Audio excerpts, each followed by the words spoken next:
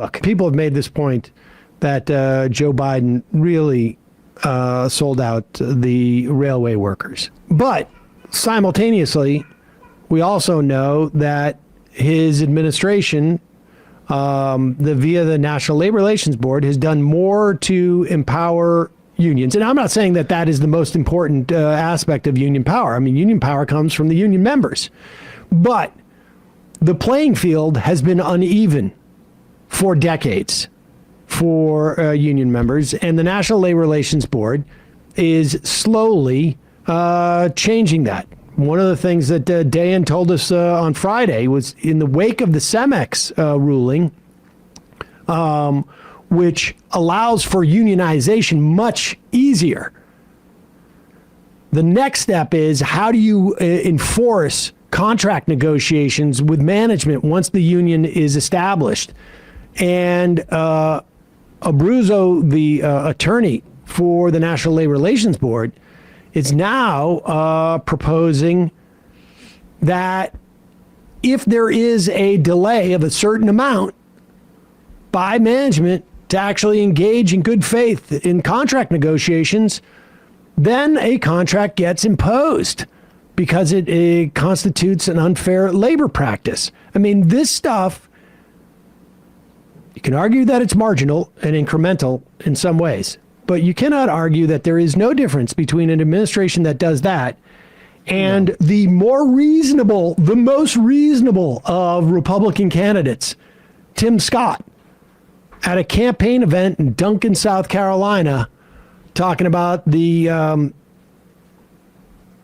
problem with the UAW fight is that people don't like to work. One of my buddies, prayer partner of mine, spent his entire career without a college degree working at Nucor Steel. And their pay structure took him over 6 figures, several years, because he got paid for his work. The harder he worked, not only did he get luckier, but he got more money.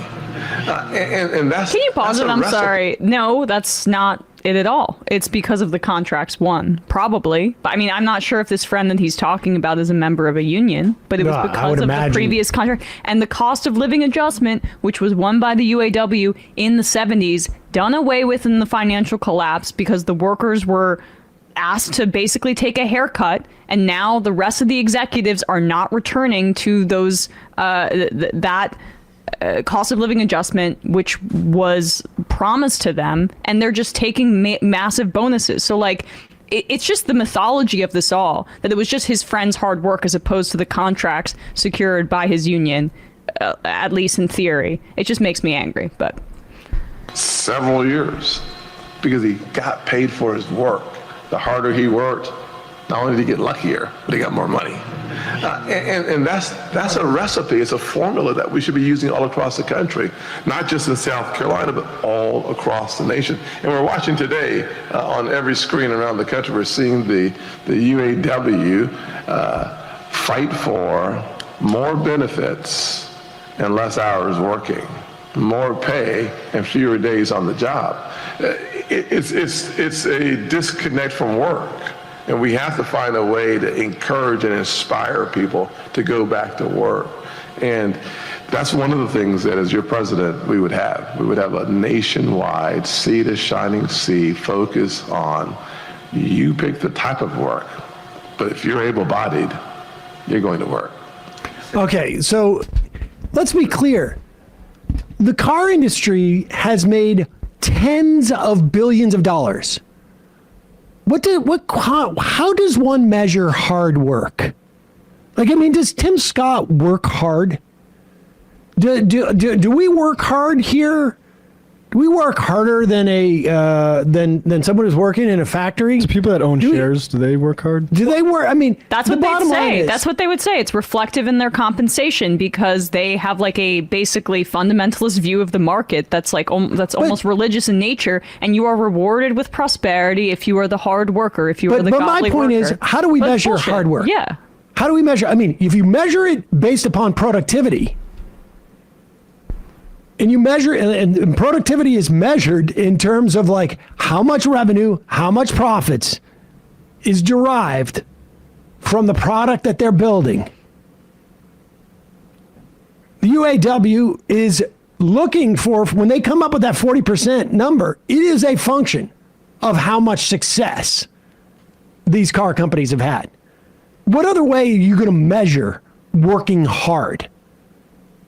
It's a bait and switch here. That's all he's talking about.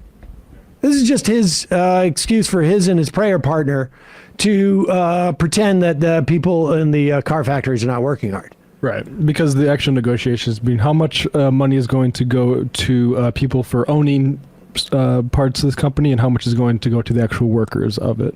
Exactly. And part of what they're also striking over is the tiered system, which is exactly meant to undercut the dynamic that he's talking. I mean, he pretends it's like just his friend working hard and then getting luckier. I have no idea what that means. But like, part of what is beautiful about the solidarity right now in the UAW is that some of the workers hired more recently are on a lower tier and they cannot get off that track. They cannot get the benefits that are provided or given to the more senior people working in these factories in the UAW because of, again, contracts secured by the union. This two-tier system, incidentally, on Friday we had Shantae Sanders-Beasley on, who is a UAW worker at the Stellantis stamping plant in Warren, Michigan.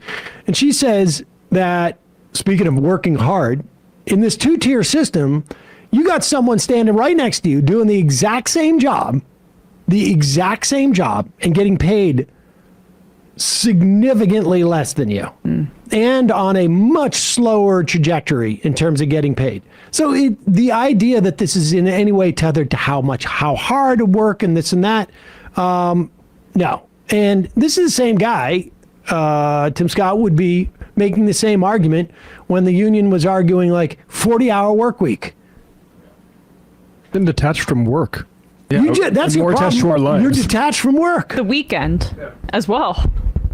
That's what's great about Fein is like we need more of our lives back in addition to how much we're giving these companies. And just to double back on like the rail strike thing, because Jimmy Dore mentioned it in his blow up with Cornell West. He mentioned the breaking of the rail strike as an element of Biden fascism. And I think the rail strike shouldn't have been broken, but the truth is just fairly obvious that the Democrats have a one-sided transactional relationship with labor. Republicans have an adversarial one. Because you look at now a lot of those companies, and it is